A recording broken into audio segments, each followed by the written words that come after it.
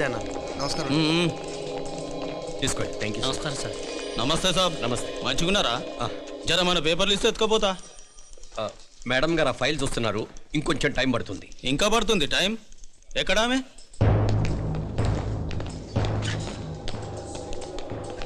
నమస్తే మేడం. జర మా పేపర్ల మీద సైన్ చేస్తే. Madam, Gopal, real estate Gopal. Gopal real estates, ఆ బేగంపేట ప్లాన్ కోసం. ఓ అదా, మీకు ఆ 7th ఫ్లోర్ పర్మిషన్ ఇవ్వడం కుదరదండి. అంతేకాదు 5, 6 ఫ్లోర్లు కూడా మీరు బాల్కనీలు చాలా ఎక్స్టెండ్ చేసి కట్టారు. సిమెంట్ కూడా చాలా నాసిరకం వాడారని మా ఇంజనీర్ల రిపోర్ట్. సో ఆ 7th ఫ్లోర్ విషయం పక్కన పెట్టి ముందు ఆ 5th, 6th ఫ్లోర్లు పడగొట్టి బాగా కట్టించండి. ఎవరితో మాట్లాడుతున్నావు తెలుసా? తలకాయ తెగిపోద్ది. ఏంద్రా దుప్పుడు? మేడం గారితో అట్టానా మాట్లాడేది?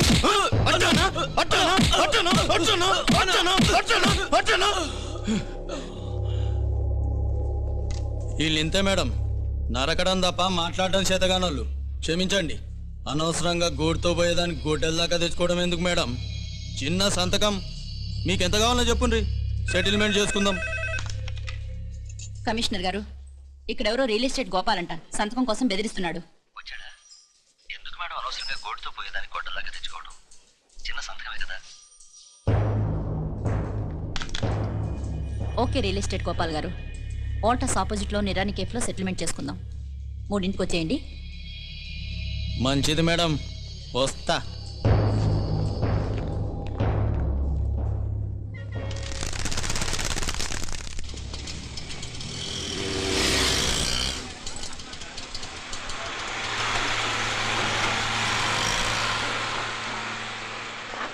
నమస్తే మేడం. నమస్తే. ఏయ్ లేండ్రా, కూర్చోండి. పర్లేదు, ఇక్కడ కూర్చుందాం. రండి మేడం, చాయ్ చెప్పమంటారా? ఇప్పుడే తాగాను. మా ఆఫీసు కూడా ఇక్కడి నుంచే వస్తుంది. ఇప్పుడు నచ్చిరు మేడం. లేకపోతే ఏంటి మేడం, ఆ గవర్నమెంట్ వాళ్ళు ఇచ్చే జీతం ఏ మూలకు మీకు?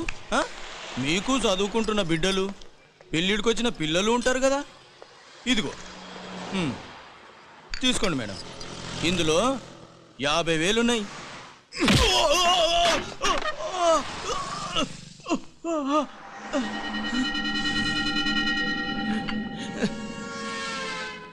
అన్నట్టు వీడు మా అబ్బాయి నువ్వన్నట్టుగా చదువుకుంటున్నాడు. జనరల్గా ఇలాంటి విషయాలన్నీ వీడే చూసుకుంటాడు. మీరు చూసుకోండి. నాకు అవతల ఆఫీస్లో బోల్డ్ పనులున్నాయి. వస్తాను. అవునరా, ఈ హోటల్లో పాయా కూడా చాలా బాగుంటుందనుకుంటాను. కొంచెం రుచి చూపించరాదు?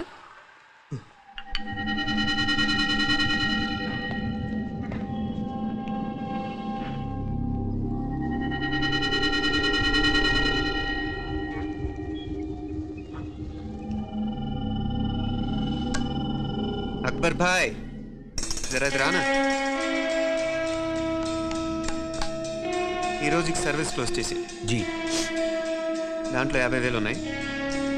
డ్యామేజ్ ఖర్చులు కొంచెం. ఏలో బాయ్.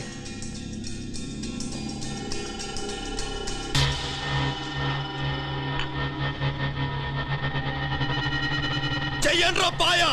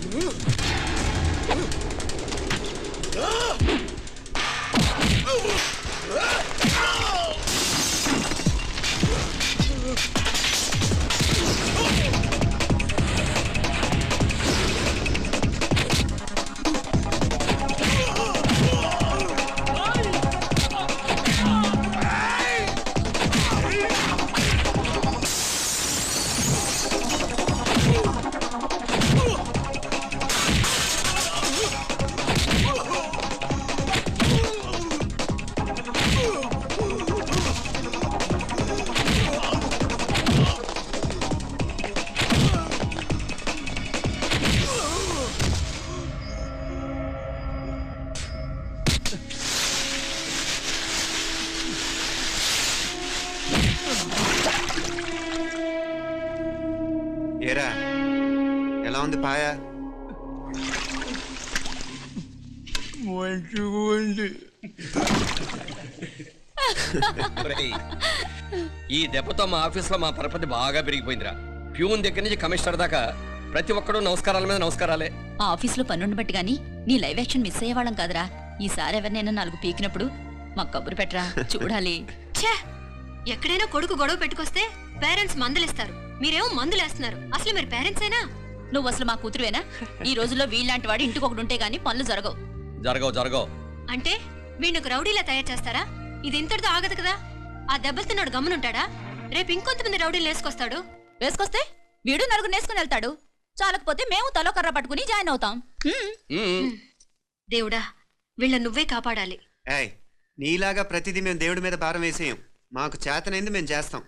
నానా, ఈ బీసీ నాటి దాంతో ఉంటే మనం కూడా పురాణ కాలంకి వెళ్ళిపోతాం. అర్జెంటుగా దీనికి శాలిటీ చూసి బయటికి పంపించండి. ఈ ఫాస్ట్ జనరేషన్లో మనం ముందుకు పోదాం. ప్రేయ్, చిన్నాడువైన ఈ తండ్రి బాధ్యతను మా బాగా గుర్చేసావురా. ఎలాగో దీనికి ఫైనల్ ఎగ్జామినేషన్స్ కూడా అయిపోయినాయి కదా, ఓ మంచి సంబంధం చూసి చేసేస్తే సరి. అవునవును. అరే సిగ్గుపడుతుంది. ఛ, అరే మీనాక్షి పెళ్లి కూతురాయనే, మా మీనాక్షి పెళ్లి కూతురాయనే. పి పి పి డుమ్ డుమ్ డుమ్ పి పి పి డుమ్ డుమ్ డుమ్ పి పి పి డుమ్ డుమ్ డుమ్. ఆగండి. ఏంటి అంతలా వచ్చావు? కాంపిటీస్ ట్విస్ట్ ఏమేవో కదా. ఆ చేసేదేదో తొందరగా చేసేయండి, వీడి గొడవ తప్పుతుంది. అది గ్రీన్ సిగ్నల్ ఇచ్చేసింది. వెంటనే ఏదైనా మ్యారేజ్ బ్యూరోని కాంటాక్ట్ చేస్తే బెటర్ కదా. ఇలాంటి బ్యూరోల్ని ఇంటర్నెట్ని నమ్ముకోవడం అంత మంచిది కాదు. ఏదైనా మనాళ్ళలోనే దగ్గర సంబంధం చూస్తే మంచిది. ఇలాంటి మంచి చెడ్డలు చూడటానికి మా అక్కయ్య ఉంటే ఎంత బాగుండేది. ఏ పోయిందా? ఏంట్రా మాటలు? లేకపోతే ఏంటి నాన్న, ఈ మధ్య మీ అక్క ఉత్తరం ముక్కన రాసావా? కనీసం ఆవిడ ఎలా ఉందో కనుక్కున్నావా? లేదురా, ఆ మధ్యన వాళ్ళ ఊర్లో కరువు వచ్చిందన్నట్టుగా గుర్తు. ఆ ముక్క కనీసం తనైనా రాసింది కాదు. అవును కమలా, అక్కయ్య దగ్గర నుంచి ఆకృతం ఎప్పుడు వచ్చింది? దానిలో కొత్త అడ్రస్ ఉందేమో చూడు.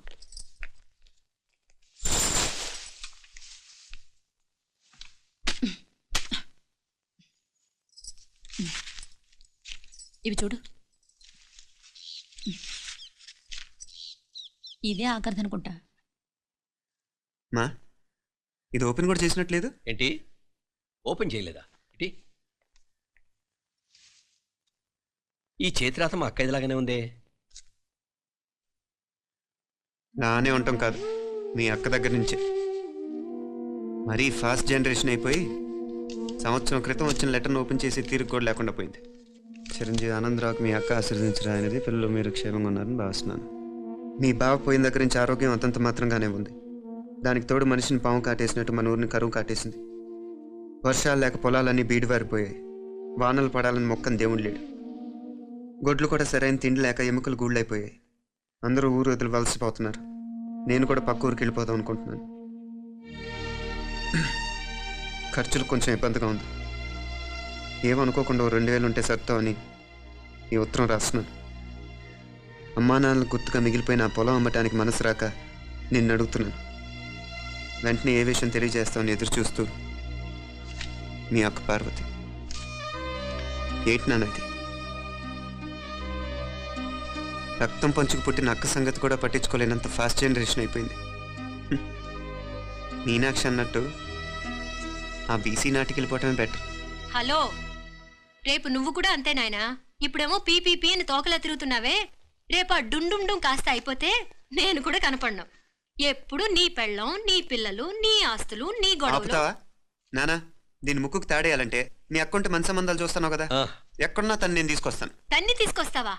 తన్ని తీసుకొస్తాను.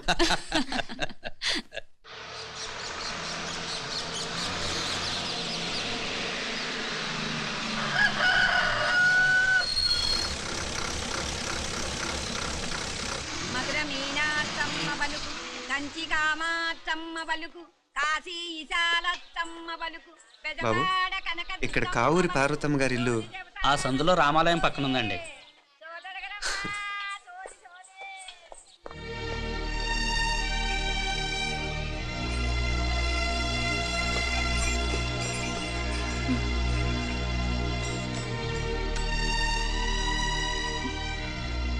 తమ్ముడు? నేను నీ తమ్ముడిని కాదత్తా, నీ తమ్ముడు కొడుకుని. అదేలేరా, నిన్ను చూస్తే మా తమ్ముడు తలొప్పుకొచ్చాడు. ఇక మీదట ఇలా గుర్తొచ్చినప్పుడే తలుచుకోవటం కాదు, ఇక నువ్వు నీ తమ్ముడి దగ్గరే ఉంది కానీ బయలుదేరు. ఏరా, గుర్తొచ్చినప్పుడు మాత్రమే తలుచుకునేది నేనా, మీ నాన్నరా? బాధే అత్త, నీ తమ్ముడు కూడా చాలా బాధపడుతున్నాడు. ఆ గవర్నమెంట్ ఉద్యోగం సంగతి నీకు తెలీదు. బండి చాకరీ అనుకో. ఇక నీ తమ్ముడు లాంటి సిన్సియర్ ఆఫీసర్ అనుకో, ఇల్లంతా పనులు. దానికి మీ మరదలు కూడా తోడైంది. ఇద్దరు బిజీ బిజీ. చదువులతో మేం బిజీ. మా ఇల్లంతా బిజీ బిజీ. ఇక మా ఊరు సంగతి అయితే మొత్తం గజిబిజీ. ఎవరెంత బిజీ అయినా తోబుట్టుల మధ్యన బిజీ అనే మాట రాకూడదని నేను వచ్చాను. నా మంచి అత్తే కదూ, మనసులో ఏం పెట్టుకోకుండా బయలుదేరు.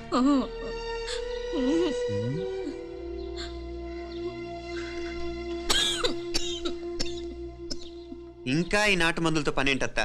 నీ తమ్ముడు నిన్ను పెద్ద ఆసుపత్రిలో చూపించాలని చూస్తుంటేను. ముందు నువ్వు బయలుదేరు. నేనేమైపోతే మీకేంట్లేరా? మీరా బిజీ బిజీ ఊళ్ళోనే హాయిగా ఉండండి. ఇదేంటి నేను మాట్లాడేస్తున్నాను? నువ్వు మాట్లాడకపోతే ఎలా అత్త? ఆడపిల్లకి అమ్మ మీద ఆశ, మగపిల్లాడికి అత్త మీద ఆశ. నేనేం నీకోసం ఆడపిల్లని కనలేదుగా. కనేసున్నా పోయేది. దాన్ని నేనే పెళ్ళాడేసి నీకు తోడుగా ఇక్కడే ఉండిపోయేవాడిని. అప్పుడు అని అనుకుంటే నేను ఆడేవాడిని. చెప్తున్నాను కదా అత్త, నీ అక్క తమ్ముళ్ళ మధ్యన ఉంది చాలా చిన్న గీత. మన ఇంట్లో పెద్ద దిక్కు నువ్వే కదా. నీ తమ్ముడే మీనాక్షికి దగ్గర సంబంధం చూస్తే బాగుంటుంది అంటున్నాడు. ఆ మంచి చెడ్డ చూడాలంటే మాకు నువ్వు తప్ప ఇంకెవరున్నారు చెప్పు. మీనాక్షికి సంబంధాలు చూస్తున్నారా? ఇంకా చూడలేదత్త. నీ తమ్ముడు నీకే అపనప్ప చెప్పాలనుకుంటున్నాడు. అట్టయితే ఆ బూరుగు పల్లెల సంబంధం మాట్లాడేస్తే సరి. ఏ బూరుగు పల్లెలు? అదేరా, కుర్రాడు కూడా బాగా చదువుకున్నాళ్లే, ఇంద్రవల్లిలో ఉంటారు. అయితే మనం హైదరాబాదు. నా తమ్ముడి కూతురు పెళ్లి నేను కాక మరెవర్రా చేసేది? నేను బండి కట్టించుకుంటారా? కొంచెం ఆగరా, ఏదైనా తిని వెళదు. తర్వాత తింటానత్త. నువ్వు ముందు రెడీ రెడీ అవు.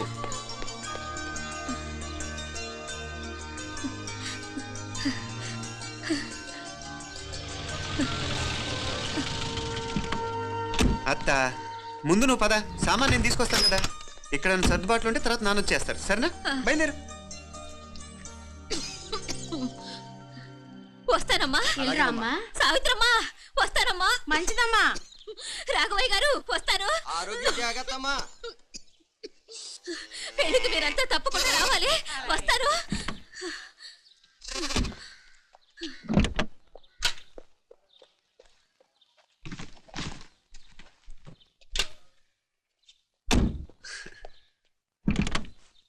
జరుగత్తా, జరుగు. అత్త అత్త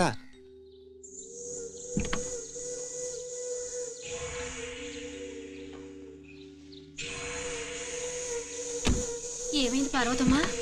పార్వతమ్మా, పార్వతమ్మా! అయ్యో, ఎంత ఘోరం జరిగిపోయింది. ఉన్నట్టుండి పడిపోయింది. పార్వతమ్మ చచ్చిపోయిందిరా. అయ్యో, ఎంత పని జరిగింది? ఇన్ని రోజులు తమ్ముడు తమ్ముడు అని కలవరించింది. ఆ తమ్ముడు రమ్మని పిలిచినప్పుడే ఆ దేవుడు కూడా పిలుపునిచ్చాడు. పాపం.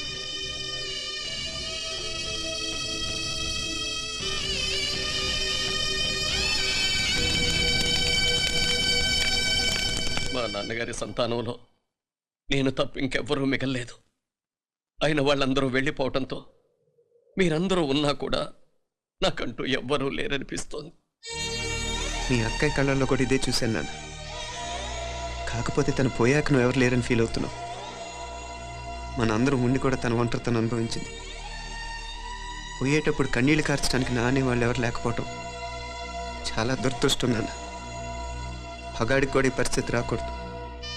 తెలుసో తెలియకో నాన్న చాలా తప్పు చేశాడనిపించింది.